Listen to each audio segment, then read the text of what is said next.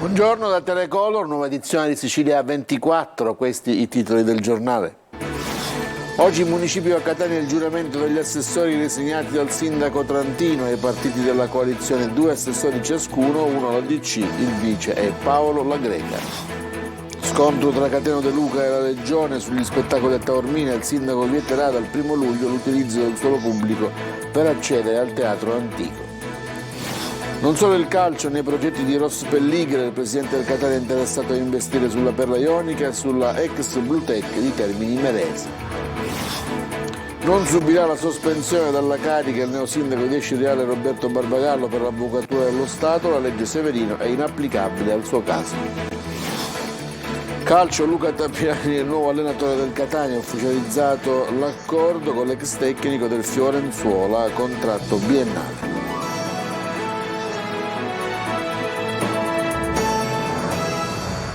Ancora buongiorno da Telecolor, tanti ex e pochi volti nuovi nella giunta nominata a Catania dal sindaco Trantino. Il suo vice sarà il docente Paolo La Greca. Questa mattina è il giuramento in municipio, ce ne parla Francesca Magri.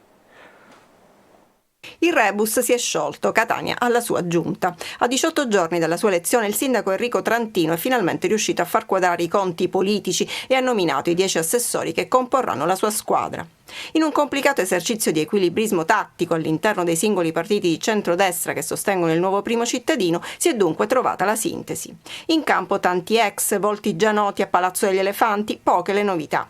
Trantino ha scelto come suo vice l'amico ingegnere Paolo La Greca, docente di urbanistica all'Università di Catania, che prende uno dei posti destinati a Fratelli d'Italia su esplicita richiesta proprio di Trantino. In quota autonomisti entrano Bruno Brucchieri e Alessandro Porto, già ex assessore alla Polizia Municipale nella Giunta Pogliese. Per la Lega i posti sono 2, Andrea Guzzardi e Giuseppe Gelsomino, entrambi dell'area San Martino. Nulla da fare per Fabio Cantarella, che fino all'ultimo ha provato a entrare in Giunta cercando l'intercessione di Matteo Salvini. 2 nomi sono legati a Fratelli d'Italia, l'uscente Sergio Parisi e Viviana Lombardo, anche lei già assessore dell'area Galvagno e figlia d'arte. Il padre Nuccio è stato componente dell'ultima giunta Bianco.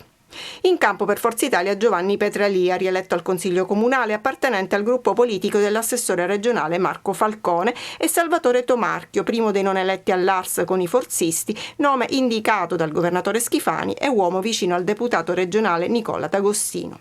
Infine chiude il cerchio l'avvocato Giuseppe Marletta della Nuova Democrazia Cristiana, anche lui un ex della giunta Stancanelli. A Marletta andrà il bilancio, una delle deleghe di maggior peso viste anche le ultime esperienze che hanno portato l'ente al dissesto finanziario. Queste le altre possibili deleghe: a Parisi i lavori pubblici e la gestione dei fondi del PNRR, a Gelsomino il commercio, a Guzzardi l'edilizia scolastica e le politiche giovanili, a Porto la polizia municipale e il decentramento, a Lombardo il personale e l'innovazione tecnologica, a Brucchieri i servizi sociali, a Tomarchio i rifiuti e a Petralia le manutenzioni. Il nuovo esecutivo presterà giuramento nelle mani del sindaco Trantino e del segretario generale del comune Rossana Manno sabato alle 10 nella sala giunta di Palazzo degli Elefanti.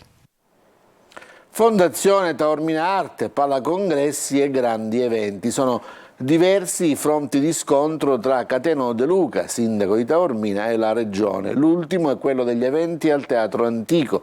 Il sindaco appunto di Taormina vieterà dal 1 luglio l'utilizzo del suolo pubblico per accedere al teatro. Francesco Triolo. Un tema che dipende solo dalla regione, perché io ho chiesto che venisse nominato un commissario, l'ho detto ieri alla sovrintendente, in modo tale che le attività possano continuare. Se la regione non vuole nominare un commissario è un problema della regione, se salterà tutta la programmazione è un problema della regione, non di Catena De Luca. La battaglia sulla Fondazione Taormina Arte sembra solo all'inizio e Catena De Luca fa la prima mossa, passando la palla al presidente della regione Renato Schifani.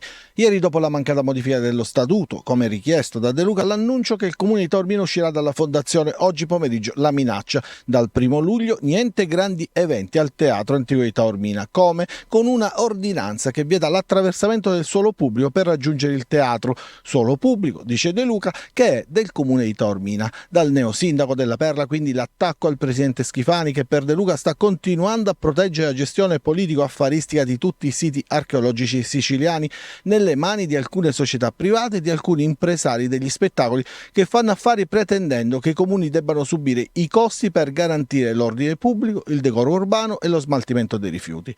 De Luca nei giorni scorsi aveva paventato l'ipotesi di richiedere la gestione in ausa al comune di Taormina del Teatro Antico, perché da quegli introiti vorrebbe trovare le risorse per potenziare i servizi di vigilanza e mobilità nel territorio, visto che oggi può contare su appena 3 vigili urbani. Ma c'è un altro terreno di scontro ed è il Palacongressi. Il TAR di Catania ha rigettato la richiesta di Aditus contro il comune di Taormina per ottenere l'annullamento dell'affidamento in concessione. Avevamo detto che la giudicazione del 19 di maggio, a qualche giorno dalle elezioni, era una grande forzatura e infatti il TAR ci ha dato ragione. Io quando mi sono insediato ho fatto una nota ai responsabili del procedimento e ho posto solo un quesito: se era legale mettere a gara per 9 anni un bene senza vulnerabilità sismica, senza da questo punto di vista anche agibilità.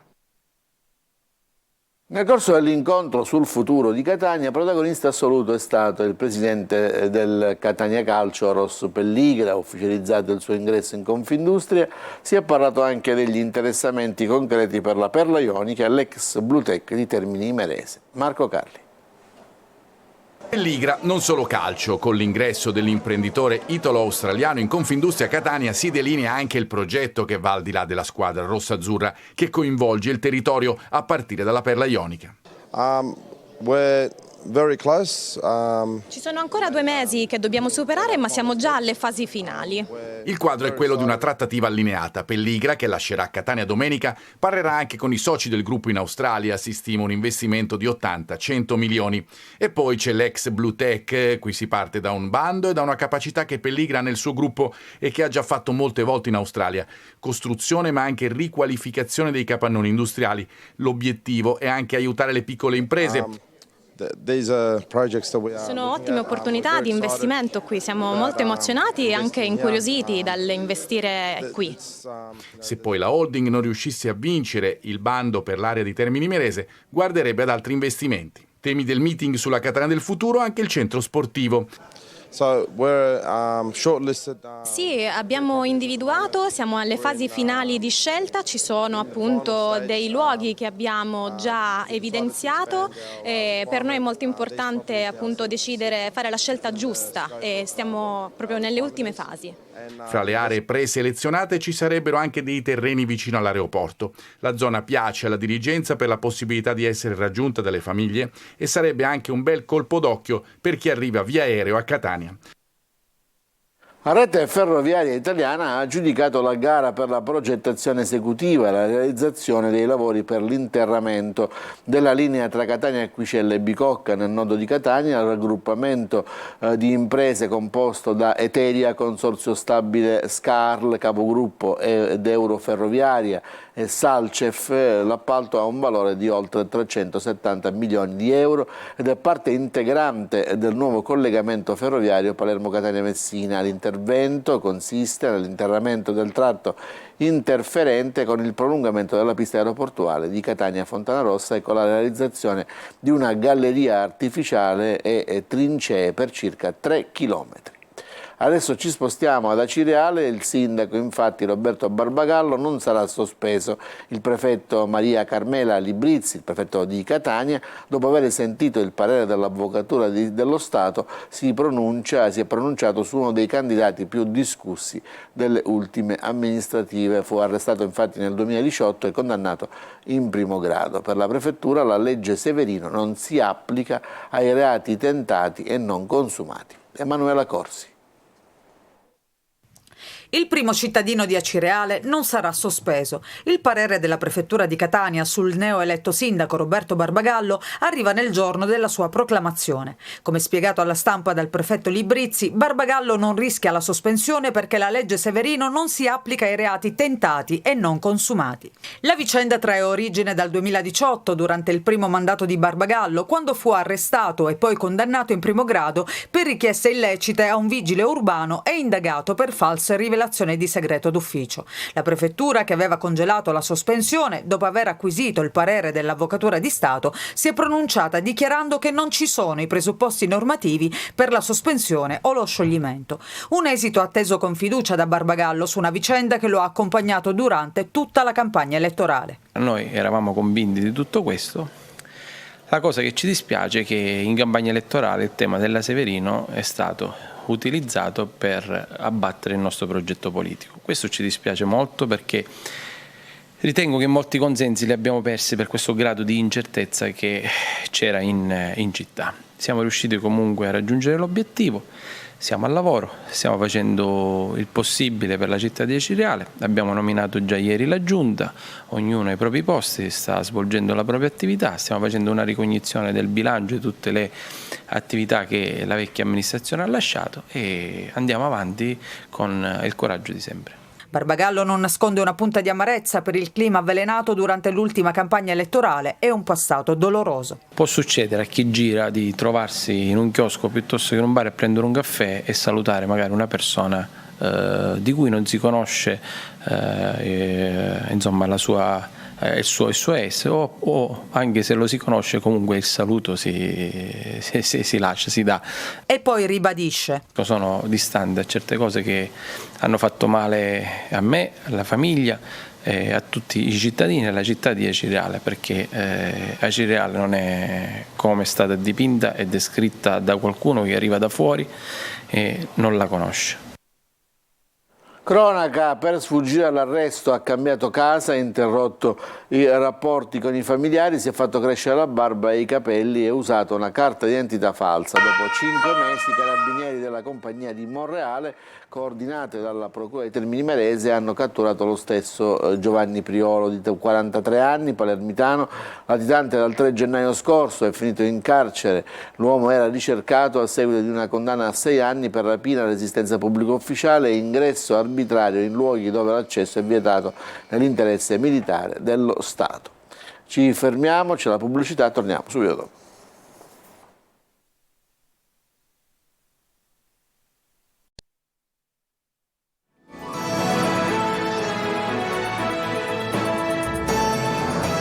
Seconda parte del telegiornale: 5 milioni per interventi sul costone lavico della Timpa che sovrasta Santa Maria alla Scala. Siamo ad Acireale.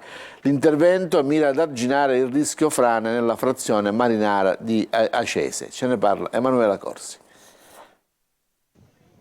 5 milioni di euro per mettere in sicurezza il costone lavico della Timpa di Acireale che sovrasta le abitazioni della frazione di Santa Maria la Scala.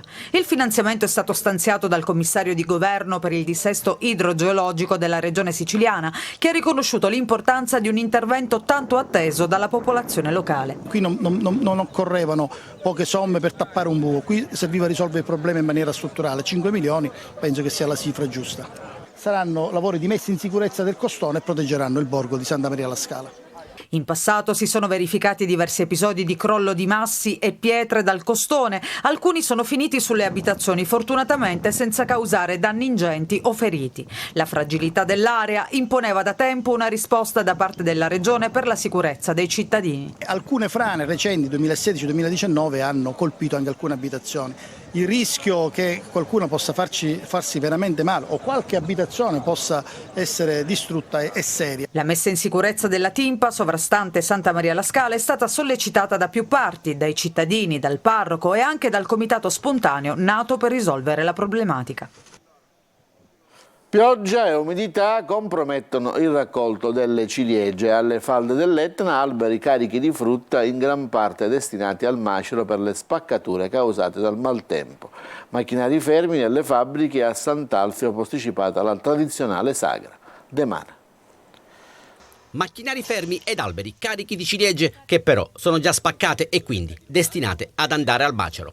Oltre alla drosofila, il temuto moscerino della frutta, i produttori di Sant'Alfio, risparmiati quest'anno dalla cenere lavica dell'Etna, fanno i conti con il meteo pazzo che ha già azzerato la prima e seconda produzione a maggio, rischiando seriamente di compromettere anche il raccolto di giugno. Le piogge fuori stagione e l'alto tasso di umidità stanno causando l'effetto cracking, spaccatura e buona parte del prodotto che vedete in questi alberi alle falde dell'Etna potrebbe essere distrutto. Aprendosi non si possono più raccogliere, non è più permesso la commerciabilità del prodotto e va tutto a male. E sono già gravi le ripercussioni che a cascata ricadono sui consumatori.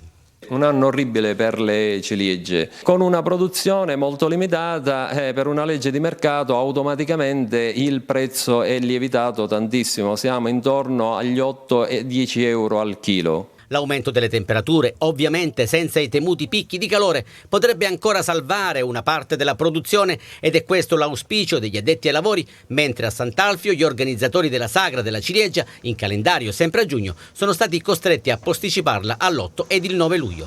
Desolatamente vuota questa fabbrica alle falde dell'Etna, dove non si vede l'ombra di un operaio ed i mezzi sono tristemente fermi.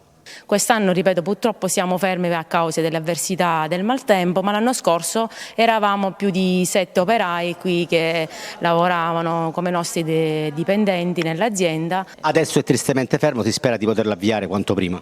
Sì, noi speriamo sempre che non si creino troppi danni e di essere produttivi, si spera, nella prossima settimana. E sono continue le riunioni tra istituzioni e rappresentanti dei consorzi di tutela per cercare di salvaguardare la ciliegia dell'Etna, unico marchio DOP in Italia, con i paesi arabi interessati ad un prodotto sempre più richiesto ed apprezzato all'estero.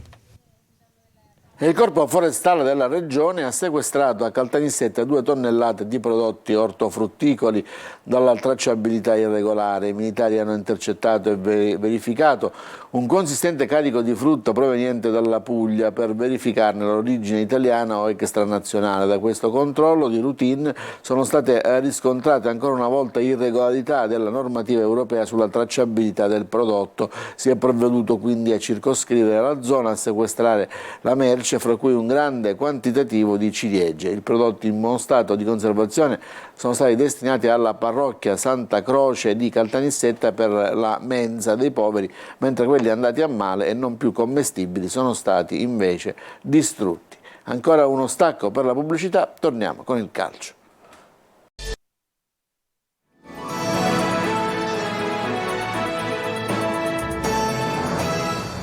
Rieccoci in studio, il Catania ha ufficialmente scelto il nuovo allenatore, si tratta di Luca Tabbiani, ex tecnico del Fiorenzuola, accordo biennale. De Mana.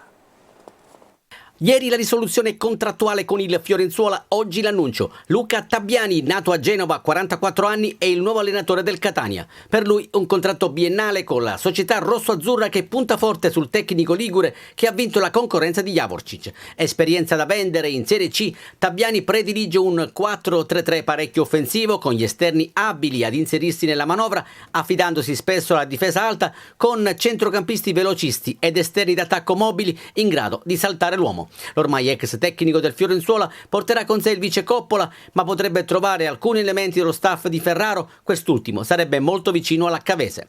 L'assetto tattico di Tabbiani potrebbe garantire la permanenza a Catania di alcuni protagonisti dell'ultima stagione di Serie D. Gli indiziati principali sono senza dubbio De Luca e Russotto, in avanti potrebbe avere una chance Sarao, magari come vice degli eventuali nuovi acquisti Patierno o Caturano. Su questo stanno lavorando il vicepresidente Grella, il DS Laneri ed il direttore generale Carra, che hanno intensificato gli sforzi in queste ore per mettere il primo tassello del nuovo Catania. Tabbiani verrà presentato alla stampa subito dopo la firma del contratto, poi verrà ufficializzata anche la composizione dello staff tecnico. Ancora incerto il futuro del Messina, possibile una nuova trattativa per la cessione della società tra il presidente Sciotto e l'imprenditore Mannino. La società intanto ha avviato le procedure per l'iscrizione al prossimo campionato, ci riferisce Sergio Colosi. Dal patto di riservatezza al volo degli stracci con comunicazioni ufficiali, il passo è stato breve. Ad interromperlo, dopo averlo richiesto, il presidente del Messina Pietro Sciotto, che in merito alla cessione del club ha accusato l'imprenditore Fabrizio Mannino di non avere fornito adeguate garanzie. Mannino in conferenza ha risposto ai presenti con un certificato bancario sulla sua reale forza economica, ma spiegando che i debiti della CR non ammontano ad 1.200.000 euro come dichiarato da Sciotto, ma a 2.800.000 euro, frutto della due diligence richiesta da Mannino, comunque ancora pronto al dialogo per acquistare il Messina. Shot invece ha ripreso contatti con Manuele Ilari, l'altro imprenditore che nell'ultimo periodo si è defilato dopo una proposta irrispedita al mittente.